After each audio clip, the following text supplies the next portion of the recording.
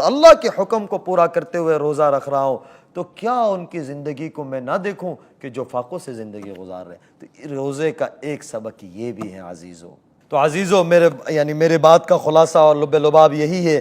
کہ اللہ تعالیٰ کا فرمان ہے کہ رمضان کے روزے آپ پر فرض کیے گئے ہیں، کہ رمضان میں اللہ نے ہم سب کو کھانے سے روک دیا، اسی وجہ سے نہیں کہ اللہ اپنے بندوں پر ظلم کرتا ہے جسے میں نے شروع کیا تھا، بلکہ اس لیے کہ بندے کو اللہ کا رزق کی قدر و قیمت ہو، جس کی روٹی ایک اللہ جو وہ کھلاتا ہے، یعنی ہم نے کبھی سوچا بھی نہیں مراحل ہے، یعنی کتنی ایک روٹی کتنے مراحل سے اللہ گزروا کے ہمارے دسترخوان پہ لے کے آتا ہے، اس کی قدر ہو جائے، کہ اللہ کی اس نعمت کی قدر آئے، کہ اللہ تعالیٰ کو وہ بندہ بہت زیادہ پسند ہے جو اللہ کی نعمت کی قدر کرے۔ ہم تمام کو اللہ کی دی ہوئی نعمتوں کی قدر کرنی چاہیے، یعنی نعمت کی اللہ تعالیٰ نے ہمیں دی ہے تو اس کی قدر کرنی چاہیے۔ یعنی 11 مہینے تک تم جن کاموں میں مبتلا رہے ہو، ان کاموں نے تمہارے تقوی کی خاصیت کو کمزور کر دیا، تمہارا نفس موٹا ہو گیا۔ اب روزے کے ذریعے اس تقوی کی خاصیت کو دوبارہ طاقت مل جائے گی۔ لہٰذا بات صرف اس کی حد تک ختم نہیں ہوتی کہ روزہ رکھ لیا اور تراویح پڑھ لی، بلکہ پورے رمضان کو اس کام کے لیے خاص کرتے ہیں کہ 11 مہینے ہم لوگ اپنے اصل مقصد زندگی سے اور عبادت سے دور چلے گئے تھے،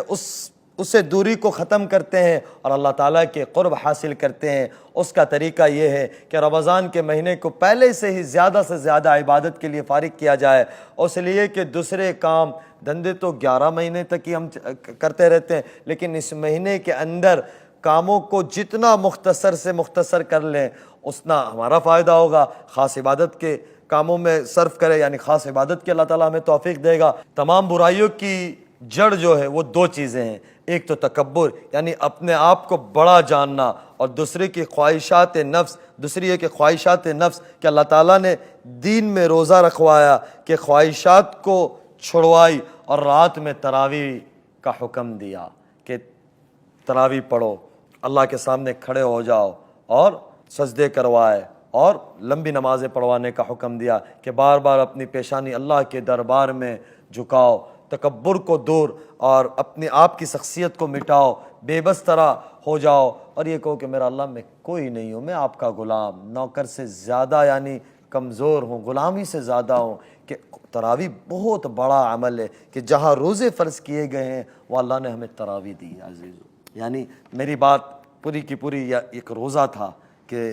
روزہ ہم سے مطالبہ کہ نفس ہے کہ ایک روزے کا مطالبہ ہماری ذات کے اندر اللہ کا تقوی آ جائے، نفس کی غلامی سے ہم نکل جائے، ہم تقوی والے بن جائے، ہم پرہیزگار بن جائے، ہم غریبوں کے خیر خواہ بن جائے، مسکینوں یتیموں کی ہم ان کے ساتھ محبت کرنے لگ جائے اور ان کا سہارا بنے، اور دوسری چیز کہ ہم قرآن سے جڑے، اللہ سے جڑے۔ ایک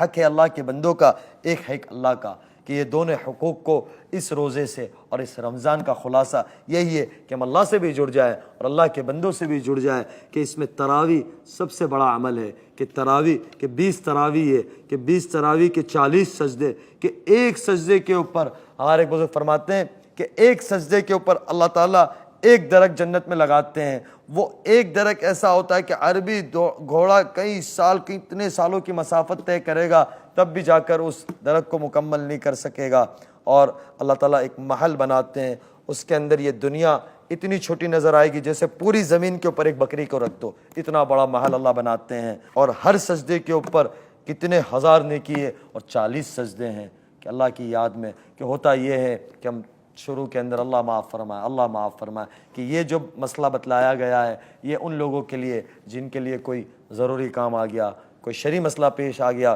کہیں سفر ہے، حرمین کا سفر ہے یا کہیں جانا ہے، تو قرآن ناقص نہ رہ جائے، قرآن نہ چھوٹ جائے، اس کے لیے 8 دن 6 دن 10 دن کا نظام ہوتا ہے، لیکن اس کا مطلب یہ نہیں ہے کہ 6 دن یا 8 دن یا 10 دن میں ہم نے قرآن مکمل یعنی قرآن سن لیا تو ہمارے اوپر سے تراویح کا بوجھ ہم نے اتار دیا، اللہ پر احسان کر دیا۔ ہرگز ہرگز ہرگز ایسا نہیں ہے، بلکہ اس کا مطلوب عزیزو یہ ہے کہ ایک تو چیز یہ ہے کہ قرآن ناقص نہ رہے، قرآن مکمل ہو جائے، باقی سارا سال ہمیں جہاں بھی ہو ہمیں اپنے 20 تراویح پڑھنی ہے، 20 رکعت ہمیں تراویح پڑھنی ہے، اور اپنے آپ کو اللہ کے آگے جھکانا ہے، اپنے آپ کو اللہ کے سامنے پیش کرنا ہے۔ تو اس سے یہ ہوگا کہ ہمارا نفس بھی ہمارے قابو میں آ جاوے گا اور اللہ کی اطاعت میں آ جائے گا اور ہماری زندگی بھی اللہ کی اطاعت میں آ جائے گی۔ تو ساری بات کا خلاصہ دو ہی باتیں ہیں کہ روزے سے ہم تقوی حاصل کریں اور اللہ سے جڑے اور اللہ کے بندوں سے جڑیں۔ اللہ سے جڑنے کا عمل عبادت ہے، اور عبادت خالصتاً للہیت کے ساتھ ہو، اللہ کے ساتھ ہو، اسی میں کوئی چیز نہ ہو، دل و دماغ بھی ہمارا صاف ہو، زبان بھی پاک ہو، آنکھیں کا دیکھنا بھی ہمارا صاف ستھرا ہو، کانوں کا سننا بھی صاف ستھرا ہو، اور دوسری چیز ہے کہ بندوں کے حقوق کو پورا کرتے ہوئے ہم بندوں کے ساتھ عالی اخلاق کے ساتھ، ہم بندوں کے ساتھ ہماری زبان بھی میٹھی ہو جائے اور ہمارے اندر صبر آ جائے، شکر آ جائے، ساری چیزیں ہمارے اندر پیدا ہو جائے، اس کو روزدار کہتے ہیں اور روزہ کہتے ہیں۔ اللہ تعالیٰ مجھے آپ کو اس کی قدردانی کرنے کی توفیق بھی نصیب فرمائے۔ کچھ بات ذہن میں آتی ہے کہہ دیتے ہیں، کیونکہ یہ سارا سسٹم ہمارے لیے اس سال پہلا ہے، تو انشاءاللہ یہ بغیر تیاریوں کے ساتھ ہم آپ کے سامنے پیش ہوئے ہیں۔ جو باتیں ہیں یہ کر دی ہے، تھوڑے دنوں پہلے خیال آیا کہ کچھ باتیں ہمارے بھائی بہنوں سے کرنی چاہیے، تو پھر اس طریقے سے ایک تیاری کی گئی اور آپ کے سامنے حاضر ہوتے ہیں روزانہ۔ ماشاءاللہ کل شام کے وقت آپ نے گھر والوں کا بھی پروگرام دیکھا ہوگا۔ امید ہے انشاءاللہ آج سے دوبارہ اس پروگرام کو آگے بڑھائیں گے اور ہم بھی حاضر ہوں گے انشاءاللہ، یا مہمان بھی آتے رہیں گے۔ پورا ایک اچھا نظام کے ساتھ وہ پروگرام ہو رہا ہے، تو اللہ کی ذات سے امید ہے آپ لوگ اس کو بھی پسند کر رہے ہوں گے، اور آپ سے گزارش ہے کہ آپ اس پروگرام کو دیکھیں، اس کو آگے پھیلائیں، دوستوں تک پہنچائیں، اور کوئی مشورے ہوں تو وہ بھی ضرور دیجیے گا۔ اللہ مجھے آپ کو عمل کرنے کی توفیق نصیب فرمائے۔ پھر ایک دفعہ آپ سب کو بہت بہت رمضان کی مبارک، ہم سب کو اپنی دعاؤں میں یاد رکھیے گا۔ اللہ آپ سب کا حامی و ناصر ہو۔ جزاک اللہ۔ السلام علیکم ورحمۃ اللہ وبرکاتہ۔